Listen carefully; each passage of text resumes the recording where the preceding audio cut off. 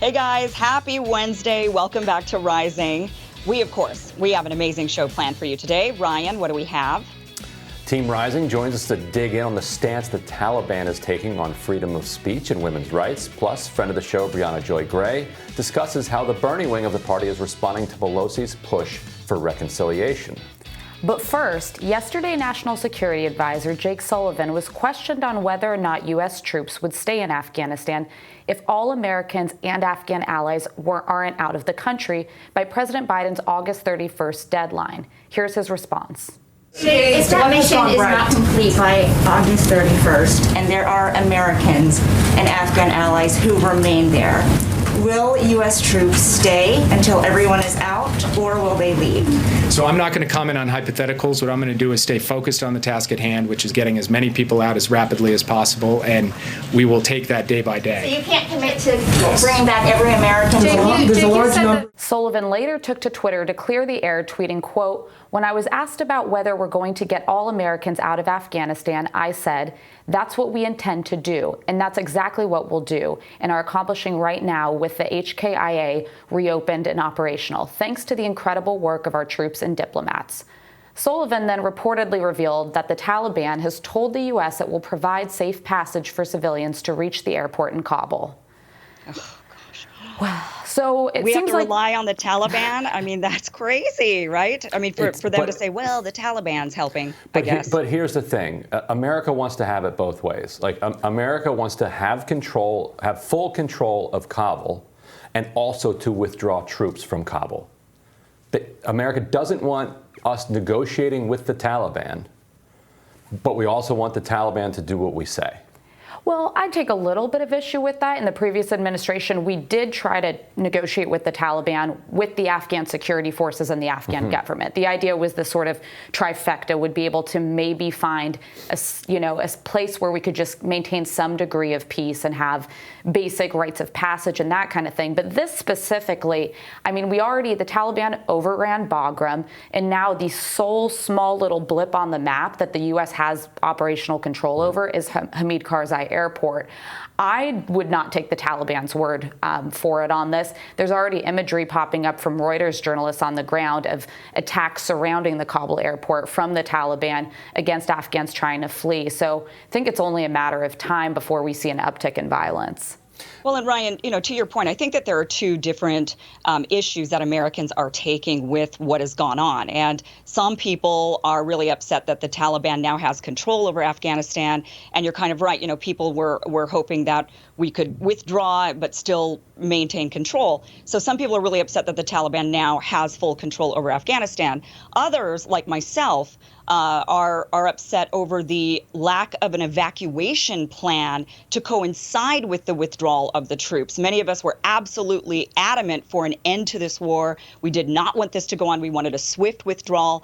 We wanted to just rip the Band-Aid off. We kind of knew. I mean, I personally felt like, yeah, of course, Afghanistan's going to end up in the hands of the Taliban, but you can't help that. It's just better to rip the Band-Aid off. But we wanted to see an evacuation plan in place that would have allowed American citizens and Afghans who helped us out. And the biggest issue that I think we're going to run into is that, sure, the Taliban might be giving access to American citizens to that airport, but do you think they're going to let the Afghans who helped us get to that airport? And then the other group that I'm really concerned about, which my family even had personal experience with this, is the dual citizens. So you've got people that you've people, contractors who've been in Afghanistan for 20 years. They have families, they have spouses, they have children.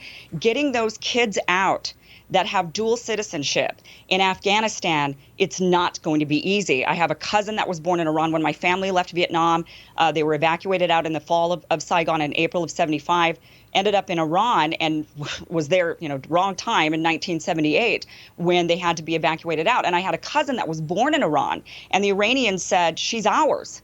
I mean, it didn't matter. Her parents were American, but they said, she's ours. She was born here. So getting her out literally took an act of Congress. It was Senator Frank Church who had to get her out of Iran. And so I think that's what we're going to see here is this inability for Afghan citizens or Americans who are dual citizens, like I said, spouses, children, or maybe returning, Afghans who have received American citizenship that returned working as contractors. They're not going to be able to get out very easily. The Taliban's not going to give them passage. And that is the big, I think, bungle that a lot of us that say, yeah, of course we needed out of that war. Of course the Taliban were going to end up in charge of it.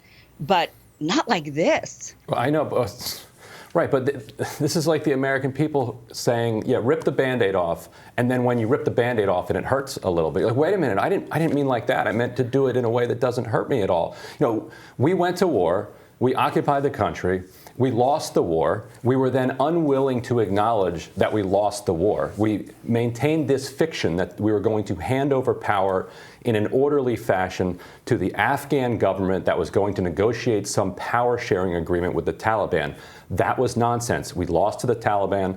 The Taliban was going to take over. I think well-meaning people have to be very careful of not falling into the war machine trap here of saying, look, if we leave precipitously, if we leave, the Taliban is going to come in. It's going to be chaos. All of the people that helped us over all of these years are going to be at risk. Therefore, we need to stay until we can make it to a place where there's a perfectly orderly transition. And what they will do is make it so that there can never be that orderly transition. And then you wind up with people who are pro-war aligning with people who are anti-war, but who have humanitarian feelings for the people on the ground, and then you wind up with that Band-Aid just on your arm for the rest of your life. But we're talking We're talking about something very specific, which is evacuating American citizens and Afghans who helped us. We could have done this over the course of the last 3 months before we withdrew all U.S. forces, and frankly, but then you're acknowledging that you've lost. Well, that is the question. That's what we've kept coming. Which neither Democrats or Republicans would acknowledge. The State Department had been putting out, requests or statements basically to citizens in the country saying they should leave over the last few months. But yes, we would have had to acknowledge failure. That is a fact. But now we're in a moment where we have an obligation to get our people out of the country, whether you think we won, lost, et cetera. And there seems to be virtually no plan to do that. We still have tools. They seized Afghanistan's central bank deposits. So, that's one piece of leverage. So it's like, okay, we want access to the airport. We want people to leave. Taliban says, okay, we're going to let people leave. We're going to declare an amnesty.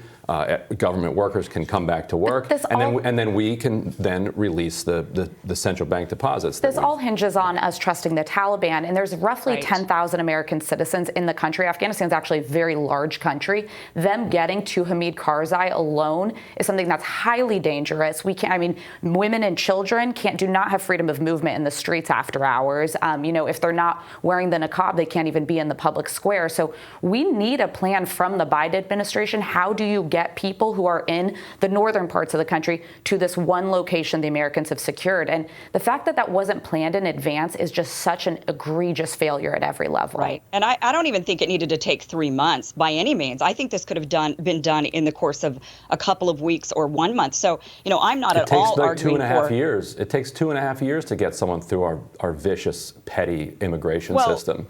Not Americans. We have 10,000, or some reports say up to 20,000 Americans stuck in Afghanistan. Journalists, humanitarian aid workers, contractors, their families. We can't get them out because they weren't given any warning. They were told instead in July by Biden that, no, it won't fall, it'll be fine. And suddenly the Taliban came swiftly rolling in, and these people are now trapped, and they're hiding from the Taliban. They're not sure what's going on. I mean, that is, I think there's a big distinction between people that, and I call them out all the time for this, being somebody who's staunchly anti-interventionist.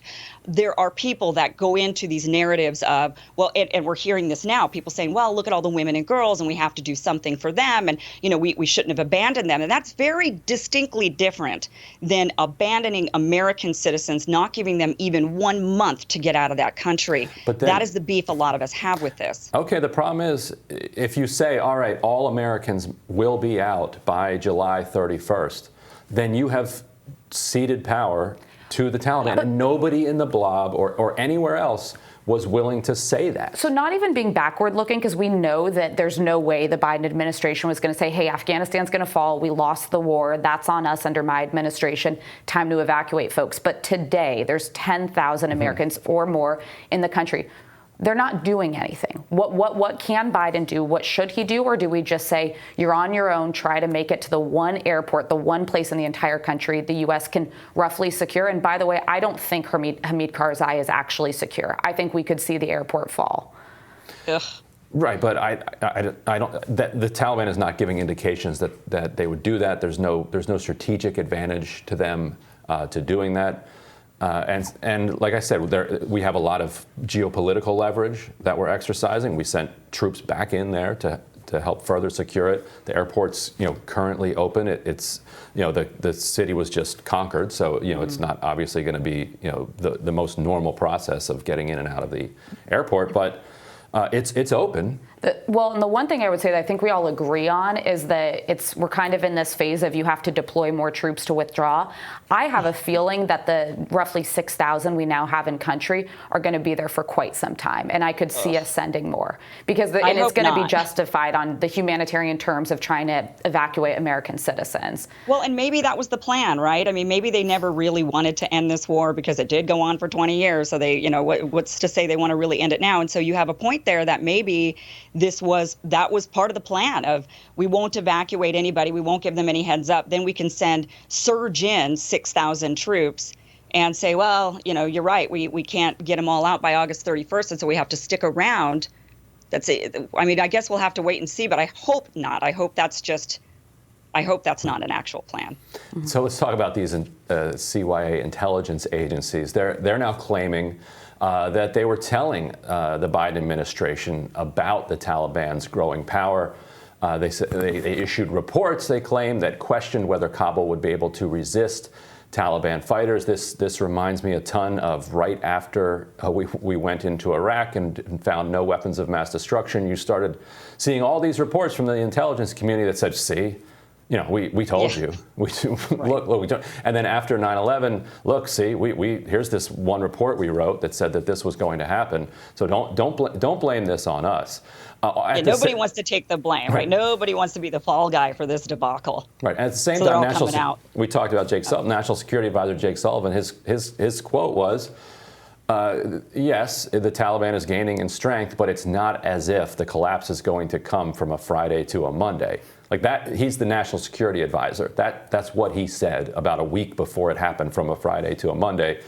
And then the next week, they're going to say, well, yeah, we were totally warning everybody that this was going to happen. They just didn't listen to us. Well, and I can tell you from my time in the Pentagon, I mean, the generals, the Joint Staff would have told you Afghanistan was not as secure as we were making it seem in the media. The Washington Post told us that with the Afghan papers. Yeah, with the Afghan papers. Everybody knew that. So this was hiding in plain sight, and the problem is politicians, elected officials just didn't talk about it. We had to talk about it like it was some kind of a growing success and some sort of a worthy ongoing effort. And the real question, listen, we're seeing the DOD to the IC to the White House finger pointing. The real question that needs to be answered is, after 20 years, how were the Afghan security forces not better prepared to defend themselves after the $1 trillion+ we put in? It's a question that we need to haul folks before Congress and get an answer to before we get into another debacle like this. Right, and we could and we have the IG reports, we have all the investigations, it was a Potemkin army. It always was. It was corrupt. It was all being siphoned off the top. It relied on American support, and particularly American air power. And somebody made a good point that you want to criticize the Afghan army for not fighting. How long do you think the American army would hold out without air power? Like they rely, as you know from your time at the Pentagon, they rely heavily on air power. And so not only were they not trained up like the U.S. forces were, but then we took air power away, and then we're surprised that they just basically handed over the country. Yeah, I think that the era of warfare that we saw in Afghanistan may soon be behind us. We'll tell you what's on our radars next.